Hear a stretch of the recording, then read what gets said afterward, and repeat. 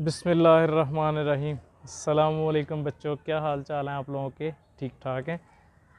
आज हम शुरू करने जा रहे हैं, ये वाली बुक है, ये वाली मैथ बुक है आपकी, ठीक है। इस बुक के मुताबिक हम पहले चैप्टर को स्टार्ट करने जा रहे हैं मैट्रिसेस के बारे में।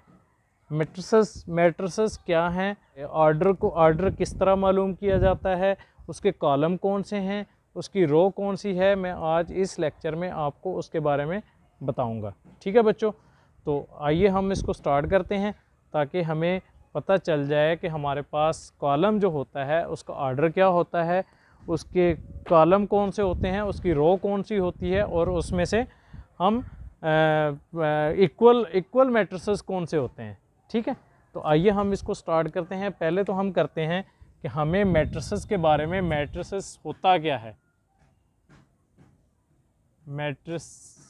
मैट्रिक्स होता क्या है। मैट्रिक्स वो मैट्रिक्स होता है कि जो एक नेट की शक्ल में नंबर लिखे जाएं, एक ट्राइंगल रेक्टेंगल की शक्ल में नंबर लिखे जाएं और उसको ब्रैकेट के अंदर क्लोज कर दिया जाए।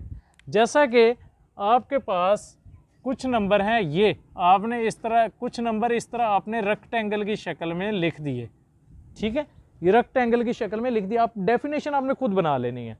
रेक्टेंगल की शक्ल में आपने लिख दिए, इसको क्या किया, इसको ब्रैकेट के अंदर क्लोज कर दिया, इसको ब्रैकेट के अंदर क्लोज कर दिया। तो ये आपका कहलाएगा मैट्रिक्स कह लें या मैट्रिसेस कह लें, आप कुछ भी कह सकते हैं, मैट्रिसेस भी कह सकते हैं, ठीक है। मैट्रिसेस भी कह सकते हैं, मैट्रिक्स भी कह सकते हैं, ठीक है। अच्छा, ये कहलाएगा मैट्रिक्स। अब उसके बाद फिर आगे क्या है, इसमें रो कौन से होते हैं और कॉलम कौन से होते हैं। अब हमने इसको देखना है कि इसमें रो क्या होता है और कॉलम क्या होता है। आपको ये हो गया मैट्रिक्स की डेफिनेशन। उसके बाद हम पढ़ते हैं रो। मैट्रिक्स की रो क्या होती है। रो होती है कि आपने एक मैट्रिक्स है आपके पास, A B C D E F G H I, ठीक है, ये आपका मैट्रिक्स है। अभी आप कहते हैं कि हमें रो का नहीं पता। आपकी ये वाली जो होगी, ये वाली कहलाएगी रो 1, ठीक है। और ये जो सेकंड वाली कहलाएगी, ये जो ट्रांसवर्स जा रही है, यानी जो हॉरिजॉन्टल जा रही है, इनको बोलेंगे रो। ये रो 2 कहलाएगी। ये आपकी जो कहलाएगी रो 3 कहलाएगी, ठीक है। इनको बोलेंगे हम रो। अच्छा, उसके बाद फिर आगे आता है आपका कॉलम। कॉलम क्या है, 1 2 3 4 5 6 7 8 9, ठीक है बच्चों। अब हमें पूछा जाता है कि हमने रो तो पढ़ लिया, रो तो हमने सीख लिया कि कॉलम एक मैट्रिक्स के अंदर रो कौन सी होती हैं। अब हमने पढ़ना है एक मैट्रिक्स के अंदर कॉलम कौन से होते हैं। तो अब ये जो आपका आएगा, ये जो आपका एक आएगा, ये वाला, इसको बोलेंगे कॉलम 1, ठीक है। अब ये जो सेकंड वाला है, इसको बोलेंगे कॉलम 2, ठीक है। अब ये जो थर्ड वाला है, ये वाली जो लाइन होगी, इसको बोलेंगे कॉलम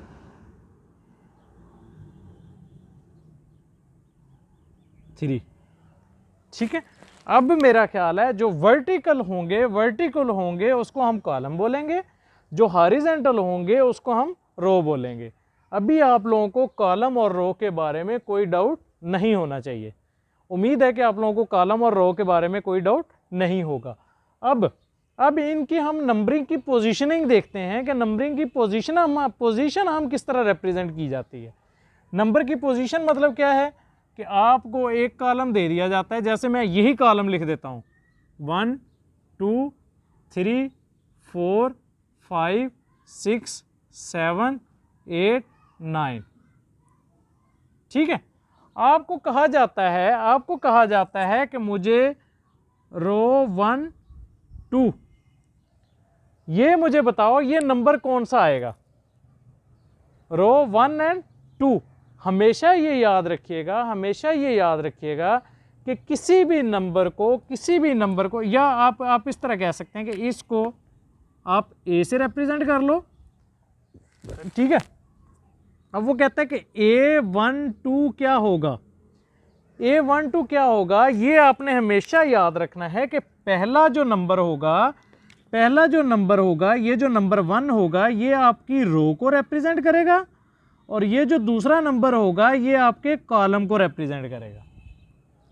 ठीक है, अगर आपको कहा जाता है कि 1 2 नंबर ढूंढो, A12 ए कॉलम के अंदर 1 2 नंबर ढूंढो, तो आपने क्या करना है कि पहली रो के अंदर दूसरा नंबर, पहली रो के अंदर, रो आपकी कौन सी है, पहली रो के अंदर दूसरा नंबर, यानी पहली रो और दूसरे कॉलम का नंबर, पहली रो और दूसरे कॉलम का नंबर।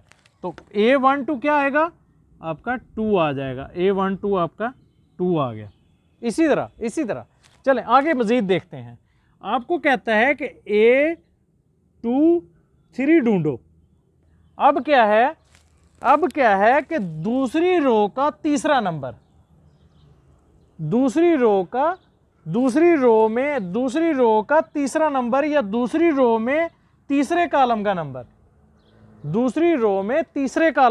दूसरी रो कौन सी है आपकी, एक रो ये होगी, दूसरी रो ये होगी, दूसरी रो का तीसरा नंबर या तीसरा कॉलम, दूसरी रो का तीसरा कॉलम कौन से हैं 1 2 3, तीसरा कॉलम आपका ये आ गया, 6 आ गया आपका। समझ आ गई। अच्छा, उसके बाद फिर एक नंबर है A33, तीसरी रो का तीसरा नंबर, तीसरी रो का तीसरा कॉलम 1 2 3, तीसरी रो होगी, इसमें एक आप कॉलम देखना है 1 2 3, तीसरा कॉलम 9 आ गया आपका। ठीक है बच्चों, ये है इस तरह। और उसके बाद अगर आपको कहा जाता है कि A31 मुझे बताओ, तो आप बता लोगे इसको, A22 बताओ, तो आप बताओगे, ये मुझे कमेंट्स में बताएं कि ये कौन कौन से क्या आएंगे, A31 A22। ठीक है, ये कमेंट्स करके मुझे बताएं कि ये क्या आएंगे इसमें, इसके मुताबिक, इसको देखते हुए। ठीक है, अच्छा अभी ये हो गया हमारा। उसके बाद अभी हम चलते हैं ऑर्डर पेयर पे कि ऑर्डर क्या होता है कि हम इसी को ले लेते हैं कि हमारा ये है, ये सेट है, इसका हमें ऑर्डर बताओ। इसका हमें ऑर्डर बताने के लिए हमें क्या करना पड़ता है, ऑर्डर बताने के लिए रो मल्टीप्लाई बाय कॉलम, ये ऑर्डर बताए जाते हैं इससे कि एक मैट्रिक्स के अंदर कितने रो हैं और कितने कॉलम हैं। अब इसके अंदर हमारे पास रो कितने हैं, पहले रो 1 2 3 रो हैं आपके पास, और उसके बाद कॉलम कितने हैं 1 2 3 कॉलम है। 3/3 का इसका ऑर्डर हो गया। ठीक है, 3/3 का इसका ऑर्डर हो गया। अच्छा, एक चीज़ है, अगर आपको मैट्रिक्स दिया जाता है 1 2 3 4 5 6, इसका ऑर्डर बताओ, ये आपका है बी सेट, आपको कहा जाता है इसका ऑर्डर बताओ। ऑर्डर इसका क्या आएगा, ऑर्डर इसका आएगा रो मल्टीप्लाई बाय कॉलम। तो आपकी रो कितनी है इसमें, रो आपकी हैं 1 2, आपकी 2 रो हैं, और कॉलम कितने हैं 1 2 3 कॉलम है, 2/3 आपका। ठीक है बच्चों, ये है आपका ऑर्डर मालूम करने का तरीका। ठीक है, तो उम्मीद है कि आप लोगों को समझ आ रही होगी इसकी। ये जो ऑर्डर है, कॉलम है, रो है, इनके बारे में उम्मीद है कि आप लोगों को समझ आई होगी। अगर किसी को कोई इशू है तो वो मुझे मैसेज में बता सकता है। आज के लिए इतना ही काफ़ी है। इसके बारे में आप थोड़ी सी प्रैक्टिस करें या थोड़ा सा देखें, उसके बाद आप लोगों को इंशाअल्लाह मेरा ख्याल है कोई परेशानी नहीं होगी। तो नेक्स्ट लेक्चर में दोबारा सवालात के साथ हाज़िर होंगे, जो कि सवालात दिए गए हैं आपकी एक्सरसाइज नंबर 1.1 के अंदर। उसके साथ चैनल को लाइक करें, सब्सक्राइब करें और शेयर करें। मुझे दुआ में याद रखिए। अस्सलामु अलैकुम वरहमतुल्लाहि वबरकातुहू।